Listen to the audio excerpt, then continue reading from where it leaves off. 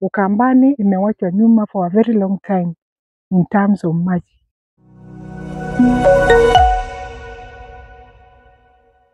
Sisi kiini yetu tunataka ile agenda president yako nayo, na sisi tumsaidie wale tuko area ya maji. Kuna dams nyingi sana inakuja, kuna Kindaruma inakuja iko na irrigation, kuna Kiambere inakuja iko na irrigation. Ile ya Thwake ilikuwa na shida many years. Saa hii president ameweka fedha inaendelea, by the way it is 92% kwa ground.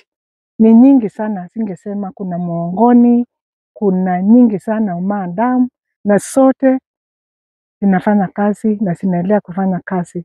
Kiini Ukambani imewachwa nyuma for a very long time in terms of maji, na agenda ya president tupeane maji Ukambani. Sisi tumejiahidi kushikana na community wa Ukambani ndio tuwasaidie na maji safi.